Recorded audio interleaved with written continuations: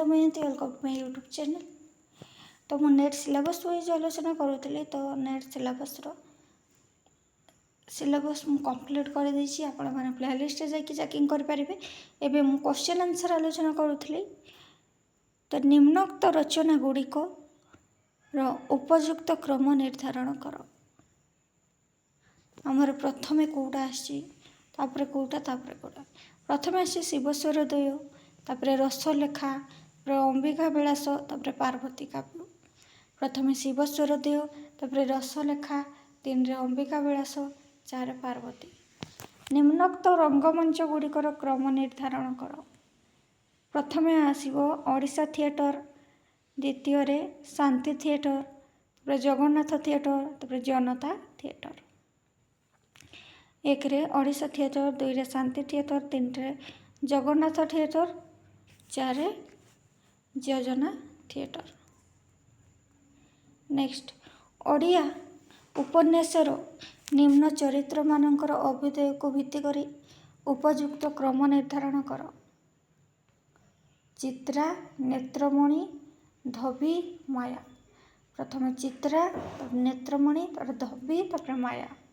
Next, प्रकाश काल भित्तिरे पत्रिका गुड़िकर क्रम निर्धारण कर। प्रथमे उत्कल दर्पण, नवसंवाद, उत्कल साहित्य, तापर मुकुर। प्रथमे उत्कल दर्पण, नवसंवाद, उत्कल साहित्य, तापर मुकुर। नेक्स्ट, प्रकाश काल भित्तिरे पुस्तक गुड़िक क्रम निर्धारण कर। प्रथमे प्रबंधमाला, तापर विविध प्रबंध, विविध प्रसंग, साहित्य प्रवाह। प्रथमे प्रबंधमाला, विविध प्रबंध, विविध प्रसंग, साहित्य प्रवाह। नेक्स्ट, कालिंदी चरण पाणिग्राही उपन्यास गुड़िकर क्रम दर्शाओ। प्रथम माटीर मनीष, तापर अमर चिता, लुहार मनीष, आजिर मनीष। प्रथम माटीर मनीष, तापर अमर चिता, लुहार मनीष, तापर आजिर मनीष। नेक्स्ट, क्षेत्र अध्ययन भित्तिरे उपयुक्त क्रम दर्शाओ। स्थान निरूपण, प्रश्नस्तुति, सूचक, तापर साक्षात्कार। प्रथम स्थान निरूपण, प्रश्नस्तुति, सूचक, तार साक्षात्कार। नेक्स्ट, कालानुक्रमे शिलालेख गुड़िक सजाओ। प्रथम गंडेबेड शिलालेख, तार उर्जाम शिलालेख, द्वैभाषिक शिलालेख, तापर जय विजय शिलालेख। 1 रे गंडेबेड शिलालेख, तार उर्जाम शिलालेख, तापर द्वैभाषिक शिलालेख, तापर जय विजय शिलालेख। नेक्स्ट, दीननाथ पाठी उपन्यास मध्यर उपन्यास मानकर प्रकाश काल अनुजाई सजाओ। दीननाथ पाठी उपन्यास मानकर प्रकाश काल अनुजाई सजाओ। 1 रे सायनरा, पुनर्वा, श्लोक छंद, गंगावतर। नेक्स्ट, प्रकाश काल अनुजाई उपयुक्त क्रम दर्शाओ। उत्कल अभिधान, तापर तत्वबोध अभिधान, तार प्रमाद अभिधान, तरुण शब्दकोश। 1 रे उत्कल अभिधान, 2 रे शब्दतत्व विधान, 3 रे प्रमोद अभिधान, 4 रे तरुण शब्दकोश।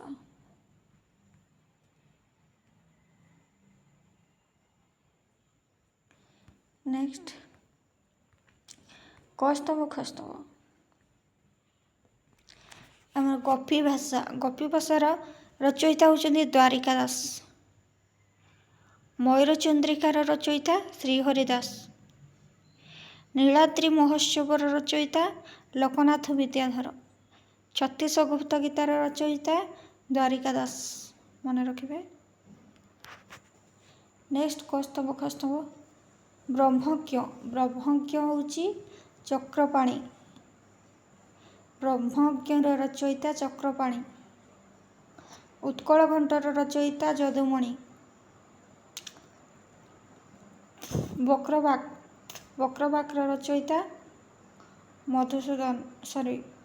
वक्रवाक्र रचयिता चक्रपाणी। कवि मंजुलंक रचयिता कृष्ण प्रसाद। नेक्स्ट, कालिजाईर रचयिता गोदावरीश मिश्र। उठ कंकाळर रचयिता ଉଠ କଙ୍କାଳର ରଚୟିତା ଗଦାବରୀଶ ମହାପାତ୍ର। କାଳିଜାଇର ରଚୟିତା ଗଦାବରୀଶ ମିଶ୍ର। ଉଠ କଙ୍କାଳର ରଚୟିତା ଗଦାବରୀଶ ମହାପାତ୍ର। ଉଠ କଙ୍କାଳ ଗଦାବରୀଶ ମହାପାତ୍ର। ଶେଫାଳୀପତିର ରଚୟିତା କୁନ୍ତଳା କୁମାରୀ ସାବତ। ଗ୍ରାମପଥର ରଚୟିତା ବିନୋଦ ଚନ୍ଦ୍ର ନାୟକ। ନେକ୍ସଟ କସ୍ତମ୍ଭ ଖସ୍ତମ୍ଭ। ଚଉତିଶାର ରଚୟିତା ବ୍ୟଞ୍ଜନ ବର୍ଣ୍ଣାନୁକ୍ରମ। ମାଳିକା ଆଗତବାଣୀ। ଭଜନ ନାମକୀର୍ତ୍ତନ। ପୁରାଣ ପୁରାକଥା। ନେକ୍ସଟ ବ୍ରଜ ପଡ଼ିଯାଏ କିନ୍ତୁ ଘଡ଼ଘଡ଼ି ଶବ୍ଦଟା ଆକାଶରେ ଢେର ବେଳ ଯାଏ ରହେ। ଏହା କେଉଁ ଗ୍ରନ୍ଥର ଆନୀତ? 6 ମାଣ 8 ଗୁଣ୍ଠ। ବଜ୍ର ପଡ଼ିଯାଏ କିନ୍ତୁ ଘଡ଼ଘଡ଼ି ଶବ୍ଦଟା ଆକାଶରେ ଢେର ବେଳ ଯାଏ ଥାଏ। ଏ ହେଉଛି 6 ମାଣ 8 ଗୁଣ୍ଠର। ନେକ୍ସଟ କୁଞ୍ଜବନେ ଜଗନ୍ନାଥ ନହେବ ଗୋସାଇଁ, ରଥ ବୋଲି ଭଣ୍ଡି ନେବେ ଶଗଡ଼େ ବସାଇ। ପଦ୍ୟାଂଶଟି କାହାର? ଯଦୁମଣି। ନେକ୍ସଟ ଭଜୁକିନା ରାମ ନାମରେ ଗୋବିନ୍ଦ ଭଜୁକିନା ରାମ ନାମ। ଏହି ଗୀତଟି କିଏ ବୋଲିଥିଲେ? ନାଥ ଯୋଗୀ। ଭଜୁକିନା ନାମ ରାମରେ ଗୋବିନ୍ଦ ଭଜୁକିନା ନାମ ରାମ। ଏହା ବୋଲିଥିଲେ ନାଥ ଯୋଗୀ। ନେକ୍ସଟ ମୋର କୌଣସି ନିର୍ଦ୍ଦିଷ୍ଟ ଶୈଳୀ ନାହିଁ ବା କୌଣସି ନିର୍ଦ୍ଦିଷ୍ଟ ରୀତି ମଧ୍ୟରେ ମୁଁ ଆବଦ୍ଧ ନୁହେଁ। ରୀତି ଓ ଶୈଳୀର ନିର୍ଦ୍ଦିଷ୍ଟତା ଜୀବନ ପରି ସାହିତ୍ୟରେ ଗତି ନୁହେଁ ବୋଲି ଲେଖକର ଧାରଣା। ଏହା କାହାର ଲେଖକୀୟ ମନ୍ତବ୍ୟ? ସୁରେନ୍ଦ୍ର ମହାନ୍ତି। ମୁଁ ଦୃଢ଼ ଭାବରେ ବିଶ୍ୱାସ କରେ ଯେ ଓଡ଼ିଆମାନଙ୍କର ନୈତିକ ଓ ଧାର୍ମିକ ଅଧଃପତନ ହିଁ ଓଡ଼ିଶାର ଅଧଃପତନ ପାଇଁ ଦାୟୀ। ଏ ଦୃଶ୍ୟଟି କାହାର? କୃଷ୍ଣଚନ୍ଦ୍ର ପାଣିଗ୍ରାହୀ। କବିତା ବନିତା କବିତା ପିତା କହିବା ଲୋକତା ଉପମତା। ଏହି ପଦ୍ୟାଂଶଟି କେଉଁ କାବ୍ୟର ଅଂଶବିଶେଷ? କବିତା ବନିତା କବିତା ପିତା। ଏ ହେଉଛି ରସକଲ୍ଲୋଳ। ନେକ୍ସଟ ଓଟ ଯେତିକି କଣ୍ଟା ଖାଏ ତା ଓଠରୁ ଜିଭରୁ ରକ୍ତ ବାହାରେ, ତଥାପି ତାକୁ ସେ ଉପଭୋଗ କରେ ଆହୁରି ବେଶି ଖାଏ। ଏହା କେଉଁ ଉପନ୍ୟାସର ଉକ୍ତି? ଅମାବାସ୍ୟାରୁ ଚନ୍ଦ୍ର। ନେକ୍ସଟ ସମୟ ଘା ଶୁଖାଇ ଦିଏ, ରୋଗ ବି ଦେହସୁହା ହୋଇଯାଏ, ପୁଣି ସବୁ କଥାର ଜବାବ ତ ତିଆରି କରି ନେଇ ମଣିଷ ମନକୁ ଖଟାଏ ଆନନ୍ଦ ଖୋଜିବା ପାଇଁ। ଏହା ଗୋପୀନାଥ ମହାନ୍ତିଙ୍କ କେଉଁ ଉପନ୍ୟାସରୁ? ପରଜା ଉପନ୍ୟାସ। ନେକ୍ସଟ କ୍ଷମା କଲେ ଝିଅ କ୍ଷମା ତ ମିଳେଇ, କ୍ଷମାର ନ ମିଳେ ଅନ୍ତ। କ୍ଷମାର ଗ୍ରହୀତା କ୍ଷମାଦାତା ନୁହେଁ ଏ ଭୁବନେ ଭାଗ୍ୟବନ୍ତ। କେଉଁ କବିଙ୍କ ଦ୍ୱାରା ରଚିତ? ନନ୍ଦକିଶୋର ବଳ। ପ୍ୟାସେଜ ଦେଇଛି, ପ୍ୟାସେଜରେ କ୍ୱେଶ୍ଚନ।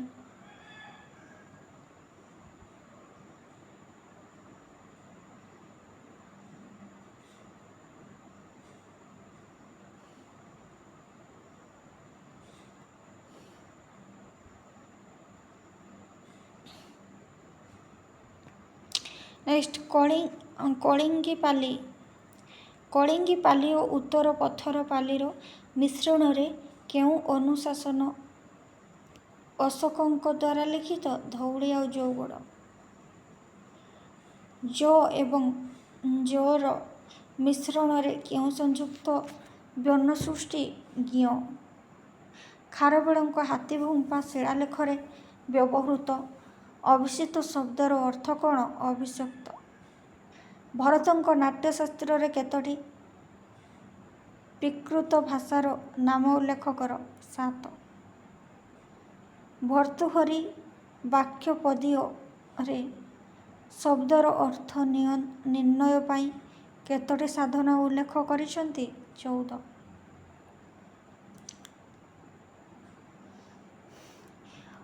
ଅନର୍ଘ୍ୟ ରାଘବ ସଂସ୍କୃତ ନାଟକର ସ୍ରଷ୍ଟା କିଏ? ମୁରାରୀ ମିଶ୍ର। ଓଡ଼ିଶାର ଏକମାତ୍ର ଉପଭାଷା ରୂପେ କେଉଁ ଭାଷାକୁ ଗ୍ରହଣ କରାଯାଏ? ସମ୍ବଲପୁରୀ। ଗଦ୍ୟ ଭାଷା ସମ୍ପର୍କରେ ପ୍ରଥମ ବ୍ୟାକରଣ ଓ ଭାଷା ଶିକ୍ଷଣ ପୁସ୍ତକ କିଏ ରଚନା କରିଥିଲେ? ଗୋପୀନାଥ ମହାନ୍ତି। ପଦର ଅନ୍ତର୍ବର୍ତ୍ତୀ କୌଣସି ସ୍ୱର ଦ୍ୱାରା ଅନ୍ୟ ସ୍ୱର ପରିବର୍ତ୍ତିତ ହେଲେ ପ୍ରକ୍ରିୟାକୁ କ'ଣ କୁହାଯାଏ? ଅଭିଶ୍ରୁତି।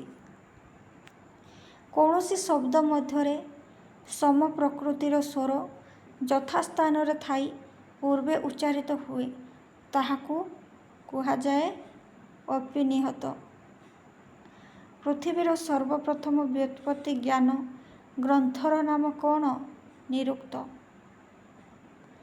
ଗ୍ରିମ୍ଙ୍କ ଧ୍ୱନି ପରିବର୍ତ୍ତନ ନିୟମରେ କିଏ ସଂସ୍କାର ଆଣିଥିଲେ? ଗ୍ରାସମ୍ୟାନ୍। କୋଶ ବିଜ୍ଞାନ ଅନୁଯାୟୀ କୋଶ ମୁଖ୍ୟତଃ କେତେ ପ୍ରକାରର? 3 ପ୍ରକାରର। ନିଘଣ୍ଟୁ କେଉଁ ପ୍ରକାରର ଗ୍ରନ୍ଥ? ବୈଦିକ କୋଶ ଗ୍ରନ୍ଥ। କ୍ରେଓଲ ମିଶ୍ରିତ ଭାଷାଟି କେଉଁ ଅଞ୍ଚଳରେ ବ୍ୟବହୃତ ହୁଏ? ମରିସ୍ ଦ୍ୱୀପ। ସଘୋଷ ସ୍ୱର ଓ ଅଘୋଷ ସ୍ୱର ମଧ୍ୟବର୍ତ୍ତୀ ଏକ ସ୍ୱରକୁ କ'ଣ କୁହାଯାଏ? ମର୍ମର ସ୍ୱର ବା ଅର୍ଦ୍ଧଘୋଷ। ପାଣିନିଙ୍କ ଅଷ୍ଟାଧ୍ୟାୟୀ କେତୋଟି ସୂତ୍ର ଉପରେ ଆଧାରିତ? 14। ତୁଳନାତ୍ମକ ଭାଷା ବିଜ୍ଞାନର ଜନକ କିଏ? ୱିଲ୍ହେମ୍ ଭନ୍ ହମ୍ବଲଟ୍। ଆଧୁନିକ ଭାଷା ବିଜ୍ଞାନର ଜନକ? ରାସମସ୍ ରାସ୍କୋ। କେଉଁ ଲିପିରୁ ଦେବନାଗରୀ ଲିପିର ଉଦ୍ଭବ ହୋଇଛି? ନାଗରୀ।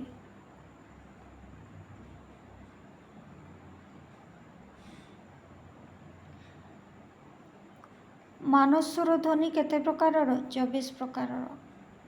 ସାରଳା ମହାଭାରତରେ କେତେ ପ୍ରକାରର ଭାଷା ନାମ ଉଲ୍ଲେଖ ରହିଛି? 64।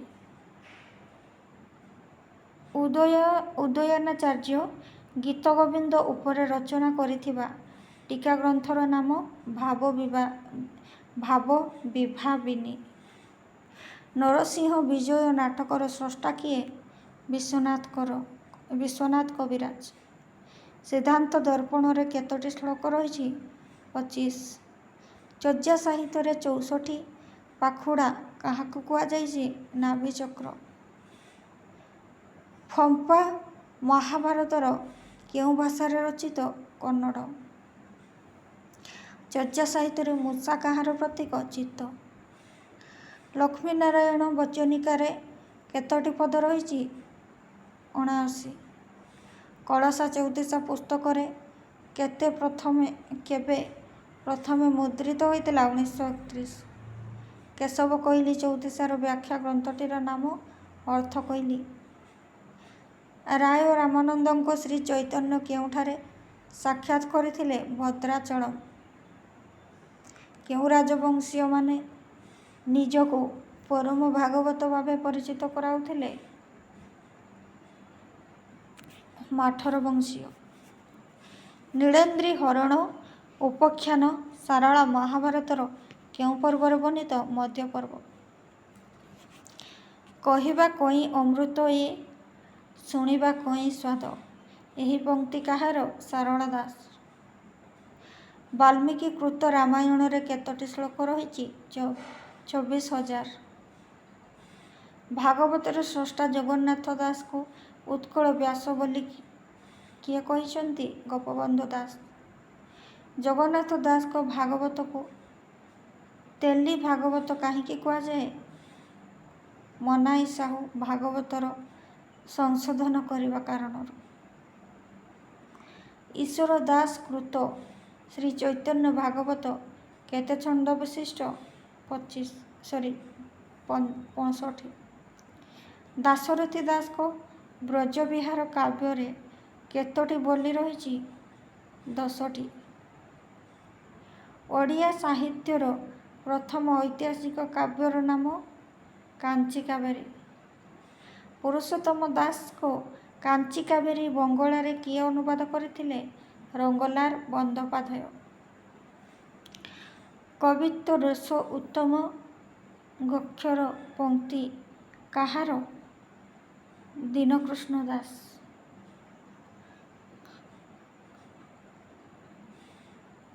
ରସମଞ୍ଜରୀ କାଳ୍ପନିକ କାବ୍ୟର ସ୍ରଷ୍ଟା କିଏ? ଉପେନ୍ଦ୍ର ଭଞ୍ଜ। କଳଙ୍କ ବିହୀନ ମୋ ଗୀତ, ଏହା କେଉଁ କବିଙ୍କ ଉକ୍ତି? ଉପେନ୍ଦ୍ର ଭଞ୍ଜ।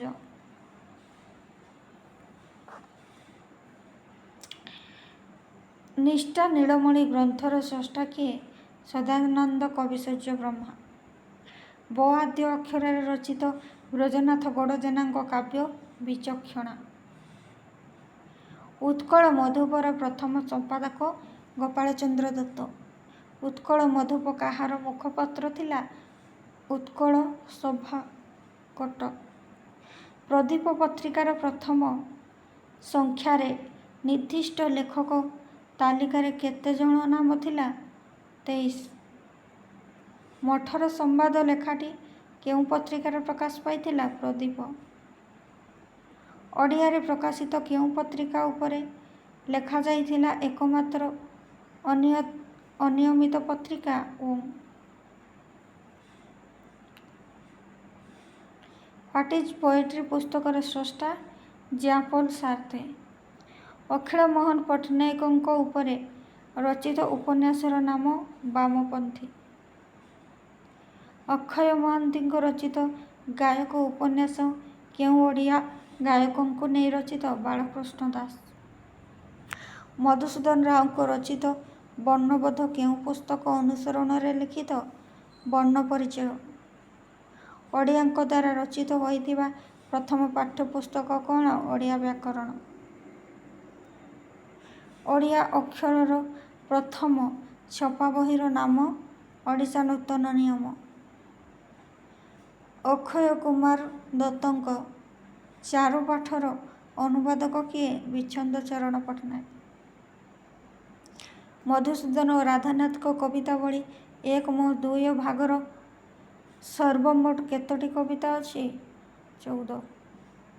ଗୋପୀନାଥ ମହାନ୍ତିଙ୍କ ଦ୍ୱାରା ରଚିତ କୁଭି କନ୍ଧ ଭାଷାର କବିତା ପୁସ୍ତକର ନାମ?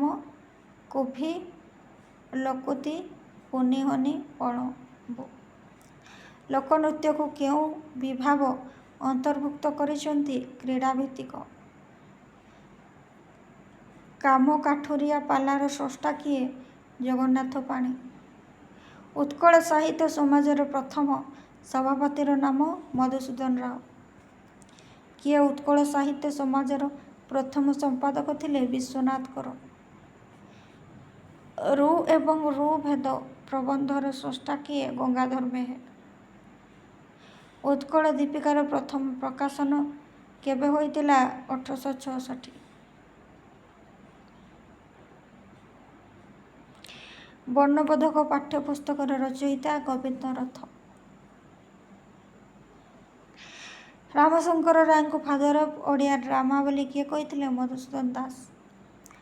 କେଉଁ ବ୍ୟକ୍ତି ଗୋଲକଧନ୍ଦା ଛଦ୍ମନାମରେ ଇନ୍ଦ୍ରଧନୁ ପତ୍ରିକାରେ ଭଞ୍ଜଙ୍କୁ ସମର୍ଥନ କରି ଆଲୋଚନା ଲେଖୁଥିଲେ? ଗୋପାଳ ବଲ୍ଲଭ ଦାସ। ଚଟକ ଚନ୍ଦ୍ରହାସ ଚମ୍ପୁରେ କେତୋଟି ଚରିତ୍ରର ଅବତାରଣା ରହିଛି? 4। କୁନ୍ତଳା କୁମାରୀଙ୍କ ଅଞ୍ଜଳି ଗ୍ରନ୍ଥରେ କେତୋଟି କବିତା ରହିଛି? 105। ମାୟାଧର ମାନସିଂହଙ୍କ ରଚିତ ଏକମାତ୍ର ଉପନ୍ୟାସର ନାମ? ଅନ୍ୱେଷଣ। ଉଦ୍ଦାମ ସିଂହ କବିତାର କବି କିଏ? ରାଧାମୋହନ ଗଡ଼ନାୟକ। ଓଡ଼ିଆ ଆନ୍ଦୋଳନର ଇତିହାସ କାହାର ରଚନା? ବାଇକଳି ମହାପାତ୍ର। ଗାନ୍ଧୀ ମହାରାଜଙ୍କ ଶିଷ୍ୟ କାହାର ଆତ୍ମଜୀବନୀ? ଉଦୟନାଥ ଷଡ଼ଙ୍ଗୀ। ଜ୍ଞାନମଣ୍ଡଳର ପ୍ରଥମ ଖଣ୍ଡ କେଉଁ ବର୍ଷ ପ୍ରକାଶ ପାଇଥିଲା? 1960। ଦ୍ରୌପଦୀର ଶାଢ଼ୀ କବିତାର କବି କିଏ? ସଚ୍ଚିଦାନନ୍ଦ ରାଉତରାୟ। ଘୋଡ଼ା ନାଚ ସମୟରେ କେଉଁ ପ୍ରଶ୍ନୋତ୍ତରୀ ଗୀତ ଗାନ କରାଯାଏ ତାକୁ କ'ଣ କୁହାଯାଏ? ଚଢ଼ାଉତରା। ଭିଲ ତମସାର ସ୍ରଷ୍ଟା କିଏ? ବଂଶୀବଲ୍ଲଭ ଗୋସ୍ୱାମୀ। ଆଧୁନିକ ମଞ୍ଚ ନାଟକ ପାଇଁ ମଞ୍ଚକୁ କେତେଗୋଟି ଭାଗରେ ବିଭକ୍ତ କରାଯାଏ 9ଟି କ୍ଷୁଦ୍ର କ୍ଷୁଦ୍ର ଭାଗରେ। ମଞ୍ଚରେ ଚରିତ୍ର ତ୍ରିମାତ୍ରିକ ଘନତ୍ୱ ସୃଷ୍ଟି ପାଇଁ ଚରିତ୍ର ଉପରକୁ କେତେ ଡିଗ୍ରୀରେ ଆଲୋକ ପକାଇବା ନିୟମ ରହିଛି? 45 ଡିଗ୍ରୀ। କେଉଁ ହିନ୍ଦୀ ନାଟକର କୋଣାର୍କ ନାଟକ ସ୍ରଷ୍ଟା? ଜଗଦୀଶ ଚନ୍ଦ୍ର ମାଥୁର। ପୂର୍ଣ୍ଣଚନ୍ଦ୍ର ଭାଷାକୋଷର ଅନୁସରଣରେ ଝୁମର ଶବ୍ଦର ଅର୍ଥ କ'ଣ? ଝୁମରି। ଫକୀର ମୋହନଙ୍କ ଆତ୍ମଚରିତ କେଉଁ ପତ୍ରିକାରେ ଧାରାବାହିକ ଭାବରେ ପ୍ରକାଶ ପାଇଥିଲା? ଉତ୍କଳ ସାହିତ୍ୟ। ଭାଗବତ ଜୟନ୍ତୀ କେବେ ପାଳନ କରାଯାଏ? ଇନ୍ଦୁ ପୂର୍ଣ୍ଣମୀ। ଓଡ଼ିଆ ସାହିତ୍ୟିକ ଉପରେ ରଚିତ ଓ ପ୍ରକାଶିତ ପ୍ରଥମ ଜୀବନ ଚରିତର ନାମ କ'ଣ? ସାରଳା ଚରିତ। ଓଡ଼ିଆ ଭାଷାରେ ପ୍ରକାଶିତ ସର୍ବପ୍ରଥମ ଆତ୍ମଚରିତ କେଉଁ ଲେଖକଙ୍କର? ଫକୀରମୋହନ ସେନାପତି। ସହଜ ତତ୍ତ୍ୱ ଅନୁଯାୟୀ ଆନନ୍ଦ କେତେ ପ୍ରକାରର? 4। ଚର୍ଯ୍ୟା ଗୀତିକାର ତିବ୍ବତୀୟ ଅନୁବାଦକ କିଏ? କୀର୍ତ୍ତିଚନ୍ଦ୍ର। ରାଧାନାଥ ରାୟ ମହାଯାତ୍ରାର କେତୋଟି ସର୍ଗ ପଢ଼ି ଦେଇଥିଲେ? 5। ବାସନ୍ତୀ ଉପନ୍ୟାସର ପରିଚ୍ଛଦଗୁଡ଼ିକ କେଉଁ ପତ୍ରିକାରେ ପ୍ରକାଶିତ? ଉତ୍କଳ ସାହିତ୍ୟ। ରାଧାନାଥଙ୍କୁ ଆକ୍ଷେପ କରି ନଗେନ୍ଦ୍ରବାଳା କେଉଁ ପୁସ୍ତକରେ ଏକ କବିତା ରଚନା କରିଥିଲେ? ଅମିୟ-ଗାଥା। ଓଡ଼ିଆ ଭାଷାରେ ରଚିତ ପ୍ରଥମ ବିଜ୍ଞାନ ପୁସ୍ତକର ଲେଖକ କିଏ? ଆର୍ମଷ୍ଟ୍ରଙ୍ଗ। ଅନ୍ଧ-ଦିଗନ୍ତ ଉପନ୍ୟାସ କେଉଁ ଶିରୋନାମରେ ପତ୍ରିକାରେ ପ୍ରକାଶ ପାଇଥିଲା? କୁର୍ମ-କୋଣାର୍କ। ଦି ୱେଷ୍ଟଲାଣ୍ଡ ପରି କବିତା ଓଡ଼ିଆରେ ନାହିଁ, ଏହି କଥା କିଏ କାହାଠାରୁ ଗୁରୁତ୍ୱ ପ୍ରଦାନ କରିଛନ୍ତି? କାଳପୁରୁଷ। ରାଧାମୋହନ ଗଡ଼ନାୟକ। ଗୁଣାଢ଼୍ୟ କେଉଁ ଭାଷାରେ କାହାଣୀ ରଚନା କରିଥିଲେ? ପୌଷାଚୀ।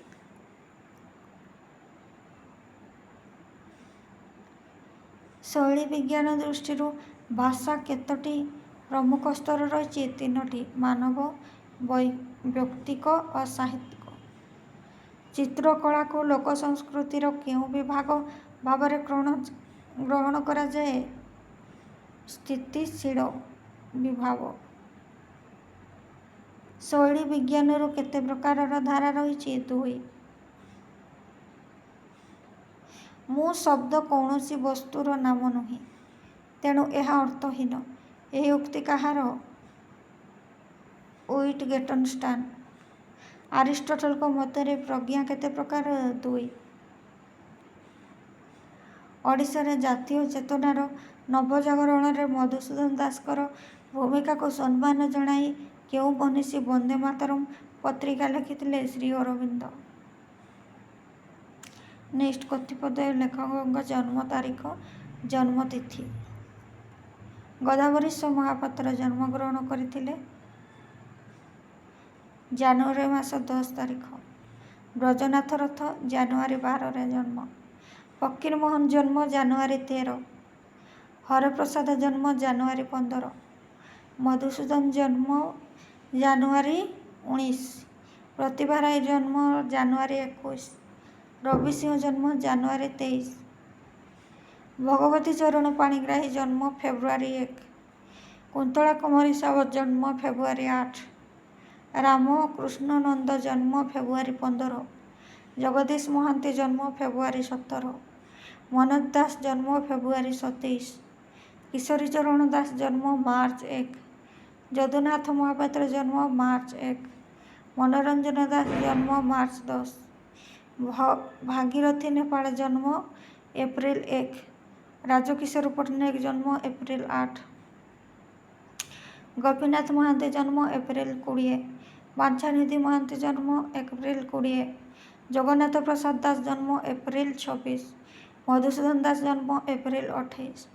ରଘୁନାଥ ମୁର୍ମୁ ଜନ୍ମ ମେ 5। ସଚ୍ଚିଦାନନ୍ଦ ରାଉତରାୟ ଜନ୍ମ ମେ 13। ଶାନ୍ତନୁ କୁମାର ଆଚାର୍ଯ୍ୟ ଜନ୍ମ ମେ 15। ଗୋକୁଳାନନ୍ଦ ମହାପାତ୍ର ଜନ୍ମ ମେ 24। ଫତୁରାନନ୍ଦ ଜନ୍ମ ଜୁନ 1। ବିନୋଦ କାନୁରଗୋ ଜନ୍ମ ଜୁନ 6। ନିତ୍ୟାନନ୍ଦ ମହାପାତ୍ର ଜନ୍ମ ଜୁନ 17। ସୁରେନ୍ଦ୍ର ମହାନ୍ତି ଜନ୍ମ ଜୁନ 21। କାଳିନ୍ଦୀ ଚରଣ ପାଣିଗ୍ରାହୀ ଜନ୍ମ ଜୁଲାଇ 2। ଗୌରୀଶଙ୍କର ରାୟ ଜନ୍ମ ଜୁଲାଇ 14। ବିଜୟ ମିଶ୍ର ଜନ୍ମ ଜୁଲାଇ 16। ଆର୍ତ୍ତବଲ୍ଲଭ ମହାନ୍ତି ଜନ୍ମ ଜୁଲାଇ 30। ପଣ୍ଡିତ ନୀଳକଣ୍ଠ ଦାସ ଜନ୍ମ ଅଗଷ୍ଟ 5। ଗଙ୍ଗାଧର ମେହେର ଜନ୍ମ ଅଗଷ୍ଟ 9। କାହ୍ନୁଚରଣ ମହାନ୍ତି ଜନ୍ମ ଅଗଷ୍ଟ 11। ରାଧାମୋହନ ଗଡ଼ନାୟକ ଜନ୍ମ ଅଗଷ୍ଟ 25। ରତ୍ନାକର ଚୈନୀ ଜନ୍ମ ଅଗଷ୍ଟ 25। ବିନୋଦ ଚନ୍ଦ୍ର ନାୟକ ଜନ୍ମ ସେପ୍ଟେମ୍ବର 2। ଗୋପାଳ ଚନ୍ଦ୍ର ପ୍ରହରାଜ ଜନ୍ମ ସେପ୍ଟେମ୍ବର 9। ବୈକୁଣ୍ଠନାଥ ଜନ୍ମ ସେପ୍ଟେମ୍ବର 14। ସୀତାକାନ୍ତ ମହାପାତ୍ର ଜନ୍ମ ସେପ୍ଟେମ୍ବର 17। ରାଧାନାଥ ରାୟ ଜନ୍ମ ସେପ୍ଟେମ୍ବର 28। ଲକ୍ଷ୍ମୀନାରାୟଣ ସାହୁ ଜନ୍ମ ଅକ୍ଟୋବର 3। ଗୋପବନ୍ଧୁ ଦାସ ଜନ୍ମ ଅକ୍ଟୋବର 9। ଅକ୍ଷୟ ମହାନ୍ତି ଜନ୍ମ ଅକ୍ଟୋବର 12। ଚନ୍ଦ୍ରଶେଖର ରଥ ଜନ୍ମ ଅକ୍ଟୋବର 17। ଜୟନ୍ତ ମହାପାତ୍ର ଜନ୍ମ ଅକ୍ଟୋବର 22।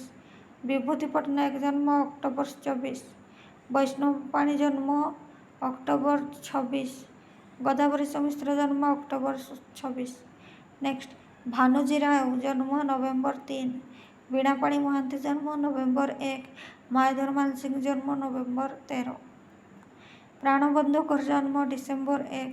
ରମାକାନ୍ତ ରଥ ଡିସେମ୍ବର 13। ଅଖିଳ ମୋହନ ପଟ୍ଟନାୟକ ଜନ୍ମ ଡିସେମ୍ବର 18। ନନ୍ଦକିଶୋର ବଳ ଜନ୍ମ ଡିସେମ୍ବର 20। ମହାପାତ୍ର ନୀଳମଣି ସାହୁ ଜନ୍ମ ଡିସେମ୍ବର 22। ନେକ୍ସଟ ପୁରସ୍କାର ଆଉ ସମ୍ମାନ।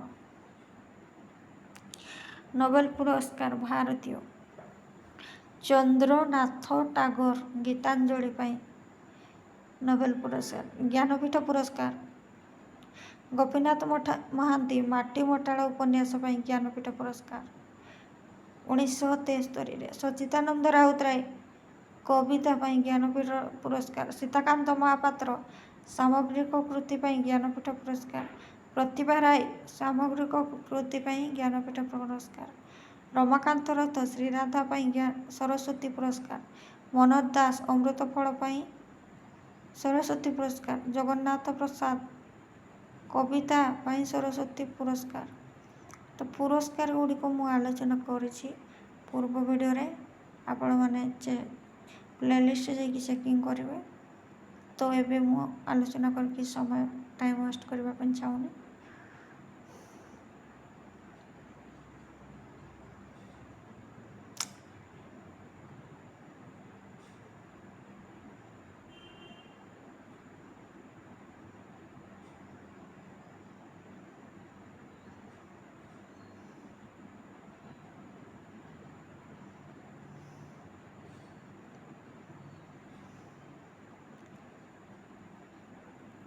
ତ ଆଜିର ସରିଗଲା, ସମାପ୍ତ ହୋଇଗଲା ସାହିତ୍ୟ ସ୍ରୋତସ୍ୱିନୀ।